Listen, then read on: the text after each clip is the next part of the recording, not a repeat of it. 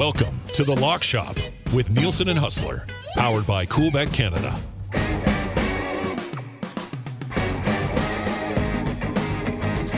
Happy Tuesday, everyone, and welcome to an episode of The Lock Shop. Nielsen and Hustler with you. Thank you very much for popping by for a visit. You must have come looking for winners, because we got them for you. It's all brought to you by our great partners at Coolbet. If you've not yet signed up, when you do, use the code LOCKSHOP so they know we sent you. Huss, what's up, man? Well, what's up is the Coolbet account after my man the mullet, Cam Smith, took down the Open Championship, and it almost was even better. I think you were on Rodriguez too last night in the home run derby. So damn close, and Juan Soto got us at the end. That's always one of my fun nights of betting every year, the home run derby. I tweeted this out yesterday, Dusty. I'll be interested in your take on this. I can't think of anything in sports that sucked as much as the home run derby, that with a simple tweak to the rules did a complete 180 to absolute must-see TV. If you remember before the pitch count, before the clock, it was the most tedious.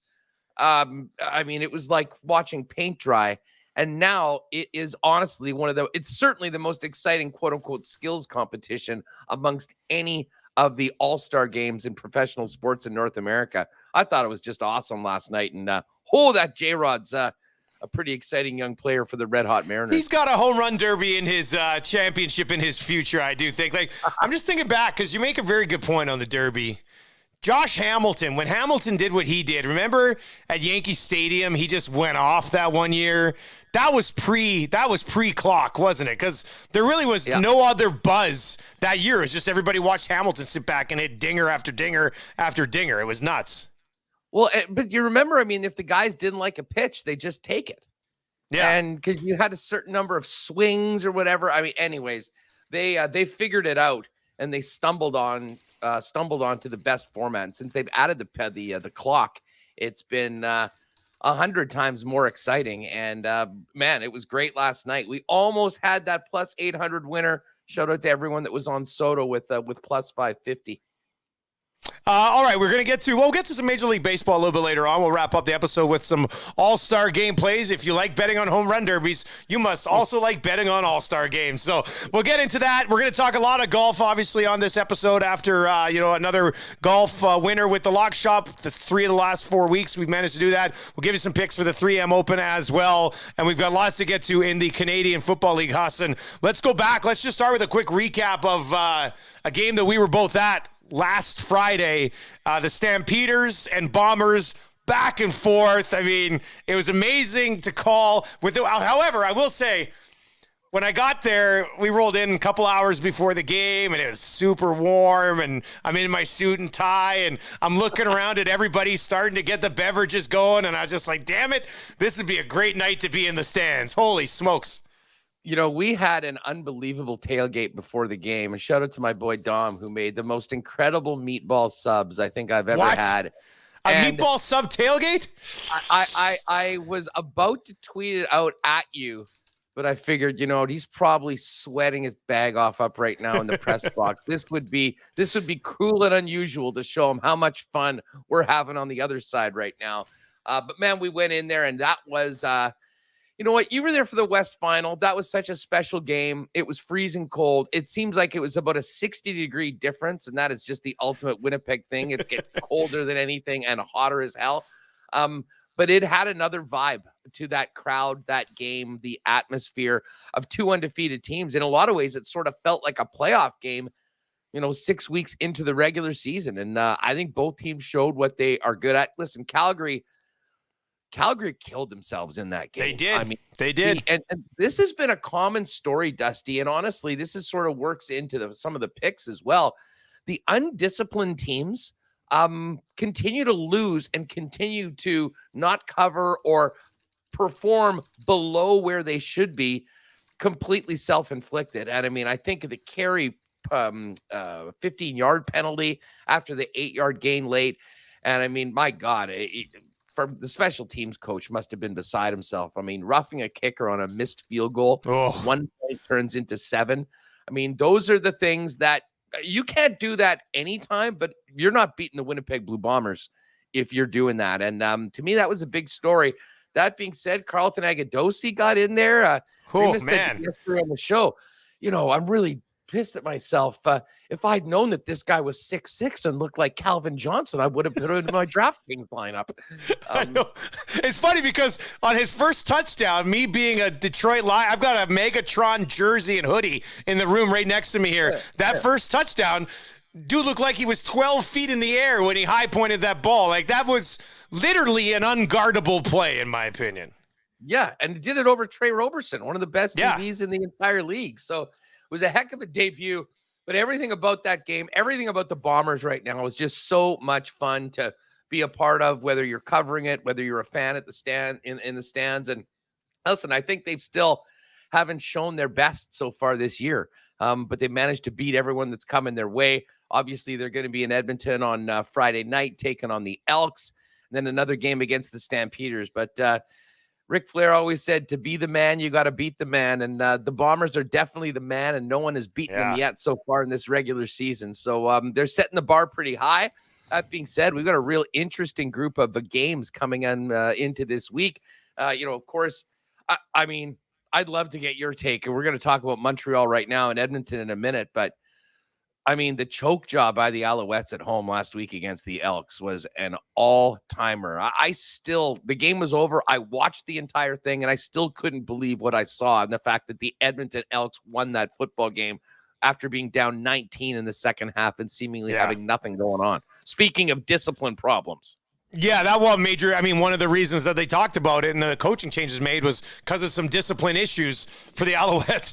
And Danny Machosha didn't fix anything right away. And the Elks will take it. I mean, both the Elks victories this year, they've had to storm back from behind to get wins against teams in the East. So I don't know if that means anything with this game against Winnipeg. I'm here this week. I got Edmonton, Winnipeg on Friday night. It's my only game this week. And then I do have the Stamps Bombers rematch July 30th in Calgary. So I'm very excited for that one as well. But I mean, let's start with Montreal because it's the only game we disagree on this week, which might be good news, might be bad news.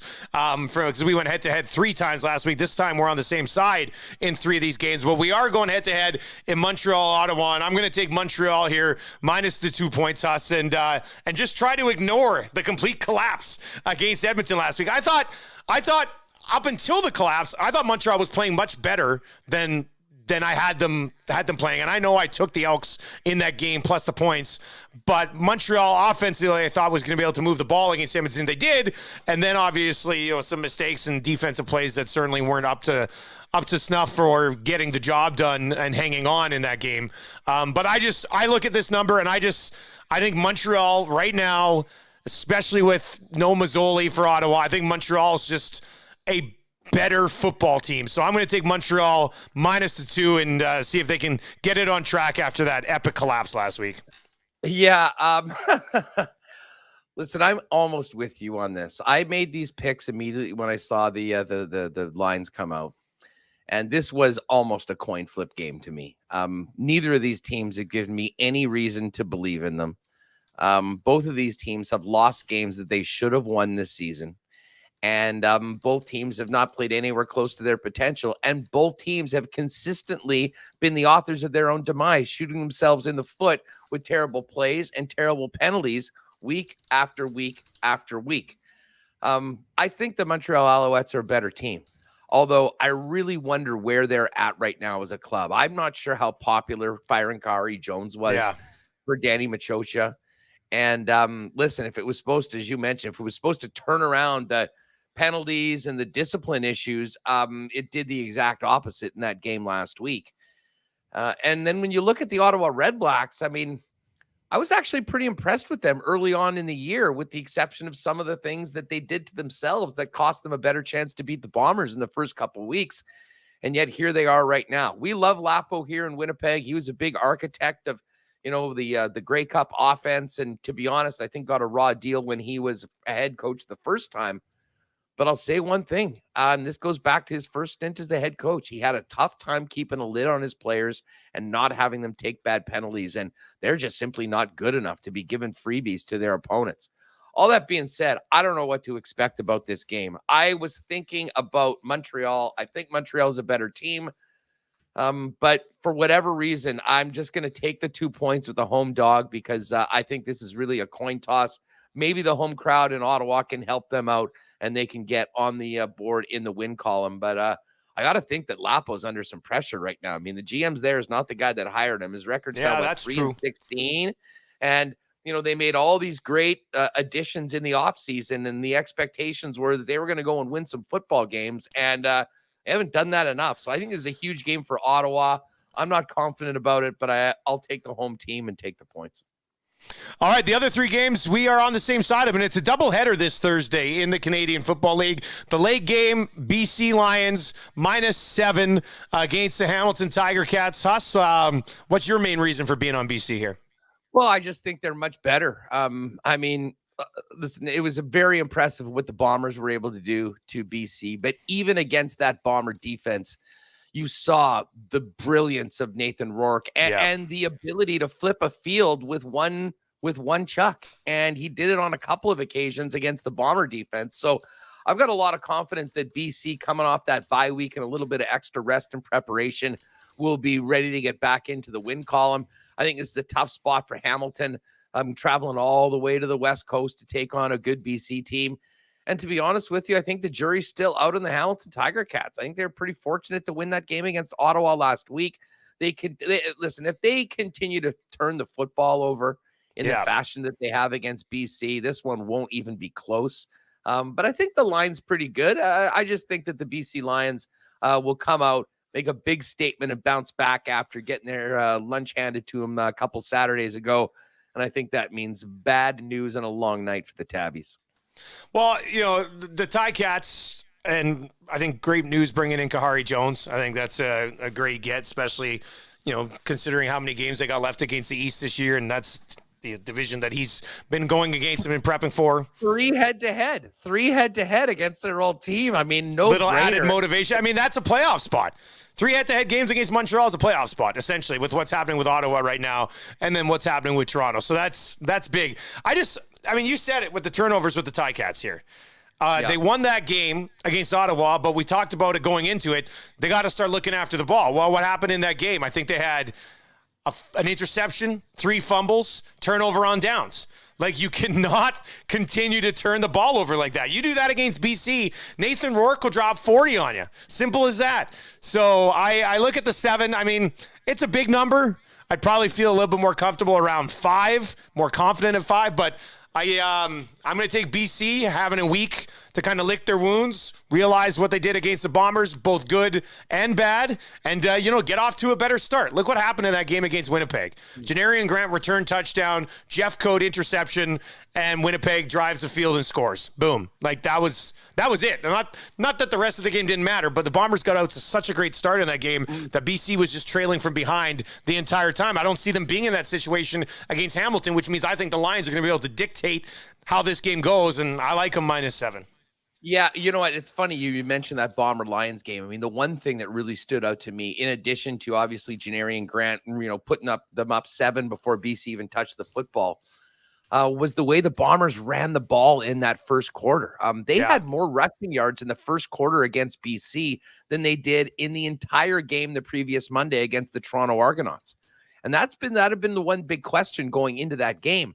And the fact that they were able to establish the run the way they did, I think completely put the BC defense on their heels. And then Zach Caleros just picked them apart for the next 45 minutes. And one of his best games as a Bomber, arguably his most complete performance. So if Hamilton can start running the football and moving the chains early on, it'll give them a better chance to keep this game tight.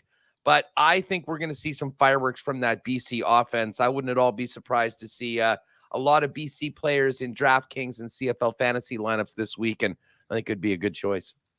All right, let's continue to Friday night. This is the game that I'm going to have on TSN, Winnipeg versus the Elks. The number is only 8? Like, I don't know. Where are you at on this 8, Huss? We're both going to be on the Bombers in this situation. Now, look, they've come off a couple of really hyped up games. They've got a big rematch coming against Calgary in week 8. So maybe a little bit of a letdown spot here. But, I mean, Cornelius is going to be running for his life against this Bombers defense, in my opinion. So I look at the Winnipeg defense just being too much to handle for an offense right now. Cornelius did some good things last week, obviously, in that comeback, but still, just the second game that he started this year, not an ideal situation. So that's why I'm leaning the Bombers here. But where do you come out on the number? Yeah, well, I think that this number is probably going to be a little bit higher by the time we get to game time. I think people will naturally lean on the heavy favorites and the champs and the undefeated team going into Friday night's game. So I think 8's about as good as you're going to get if you want to get on the Bombers side of things, and that would mean jumping on it now. I mean, when it comes down to this, we know the way the Bombers are rolling, and I think that they're a safe bet to at least put up, 25, 26, 27 points. And then I look at the Bomber defense, the way they're playing right now, and the question marks and the revolving door in the Edmonton roster. And I'm trying to think, how do the Elks put up 16 or 17 points and get close enough to cover this number? I mean, I just think we're talking about two teams in very different stages of their development and in very different classes right now. Credit to the Elks for the way that they've pulled that game off. I mean, when they got, 2 weeks ago, they got humiliated the way they did. Yeah. I said to you, I thought that win they had in the early part of the season would be much like Ottawa last year, who got a couple wins early and then didn't win for the rest of the season for pretty much. So listen, I think they've obviously got a bit of a boost from the way that they won that game last week, but they're moving up a few weight classes, taking on the best team in the league. And the one thing about the Bombers, you mentioned, maybe there's a bit of a let up. I don't know what it is about Mike O'Shea and the culture that he's established. Doesn't allow it.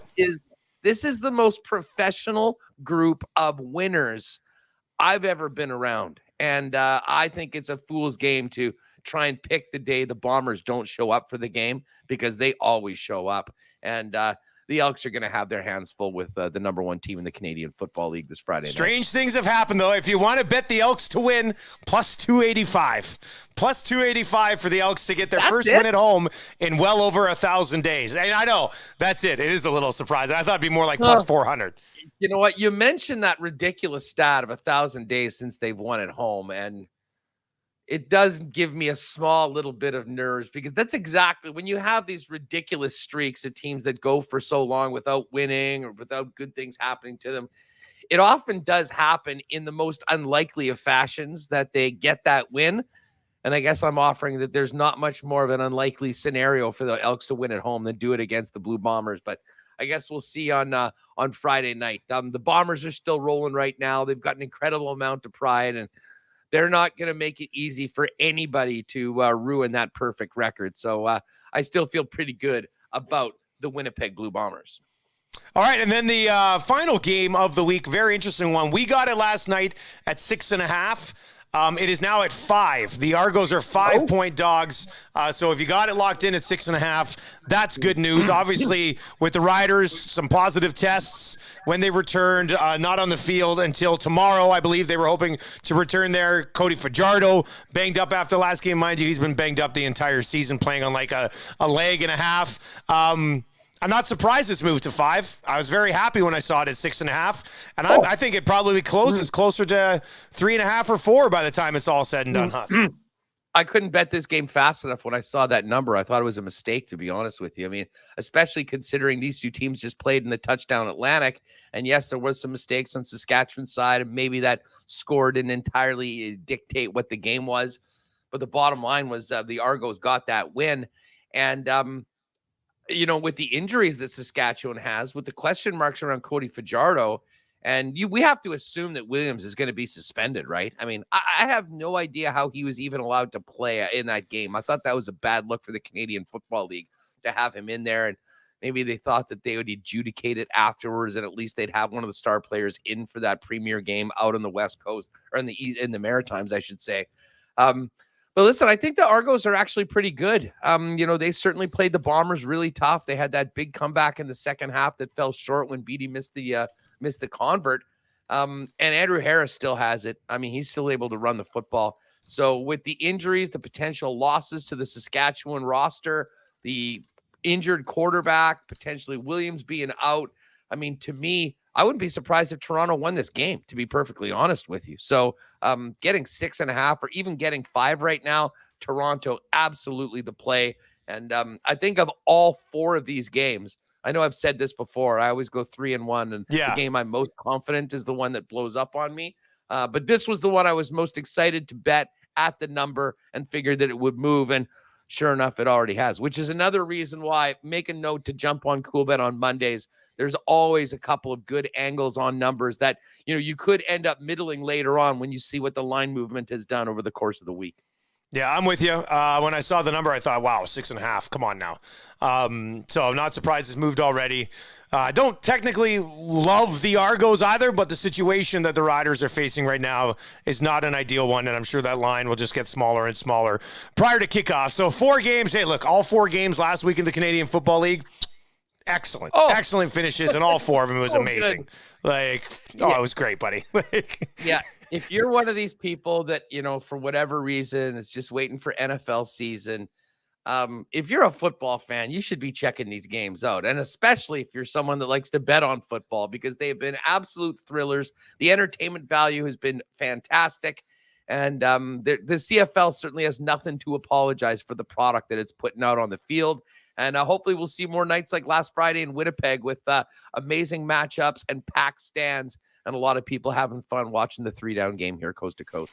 All right, let's slide over to the wide world of golf where the Lock Shop has been delivering as of late. Huss, you got a Barry Horowitz for me over there or what? Oh, let's do it. Let's do it. Oh, God, Cam Smith. Now, I will say this. I felt terrible for Rory McIlroy. I mean, the guy puts up 266s, hits every green in the final round. Yeah. And loses. But you know what? He needed to sink a few putts, and that just didn't happen for him. And you know what? He just steadily missed by this much all day on those putts. I watched a good clip. Somebody said, in case you were wondering, this is how close Rory was to winning comfortably. And it was just like this much, like 7-8 times, just couldn't sink anything. Yeah, it was amazing. It was amazing just how close it went. And, Cam Smith missed his birdie on 9. And at that point, I mean, to be honest, I sort of thought that ship had sailed after Saturday's round. I mean, he made one poor decision, being a hero as opposed to taking his medicine, and it ended up costing him. And he wasn't hot with the putter on Saturday. And all of a sudden, he went from being the leader going in after 36 to being down by 4 strokes. And, with the way Vic Hovland and Rory McIlroy were playing, it seemed somewhat far-fetched that he would catch them. But it took something really special. And a birdie streak on 10, 11, 12, 13, and 14 rocketed him from 4 back to 1 shot in the lead. And then, of course, had the birdie on 18, the tap in to confirm that claret jug. Heartbreaking for Rory. He's been so good this year, and he's been so close in the majors. But I think we knew that Cam Smith was on the verge of a big breakout win. Many people said that happened already this year at the Players. Yep. But when we were putting the picks together, his ability to play in the wind, his incredible short game, and his dominance with the putter was a reason why I loved it. And I still can't get over. This is another, shout out to our friends at CoolBet. This is how, even before we started doing all this stuff together, I bet CoolBet because of the golf odds. They're consistently better than everywhere else. I had a 30-1 ticket on Cam Smith. I believe it was 28-1 by the time we did the Lock Shop last week. But at the same point, at that same time, CoolBet had him at 28. He was 24 in a lot of other books. He closed at 18 or 16 in other books. CoolBet at 22. But there was a lot of steam coming in and a lot of people that were pretty pumped that the mullet got it done and was filling up his claret jug with his favorite beverages all night doing it. Bit of a drop off though, going from the Open Championship to the 3M Open coming up in Minnesota this week. 3M Open. Now this is the company that you can use the 3M Velcro sticks and on the wall, right? It's not Post-it notes too. Post-its. Yeah. Okay, yeah. So that would explain the later field, I guess. But I will say this.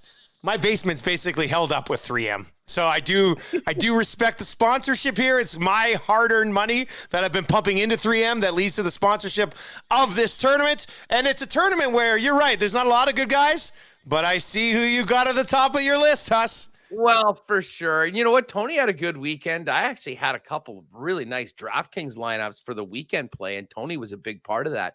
Um, Listen, he's the class of this field, along with Hideki Matsuyama and Sung J M. I mean, those are the three players. And then we've got Adam Hadwin, Mav McNeely, Riley Davis, and Sagitha Thigala at 22-1. This would be a typical place for Tony to win. Much like his first win at the Puerto Rico Open, which didn't have the biggest field, but it was still technically a PGA Tour event. This 3M Open has a bit of a feel of the Puerto Rico Open. No disrespect to anyone that's actually in the field this week. I saw him open at 12. I held off on it, but now he's at 14. So I'm certainly going to put a little sprinkle on my guy, Tony Finau. But the other picks that I like, Maverick McNeely is interesting to me. He is a player that, has had a couple recent top 10s, has played very competitively, and this sort of does seem like a tournament. Do you have a landline?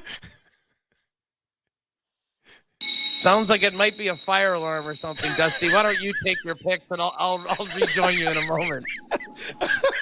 Okay, I'll lay it out for you. I got, it's interesting, Phil. I do like Adam Hadwin this week. We'll lay it out for you here. Adam Hadwin plus 2,200. In 2 3Ms, he's finished 4th in 2019, 6th in 2021, and his scoring average is 67.38.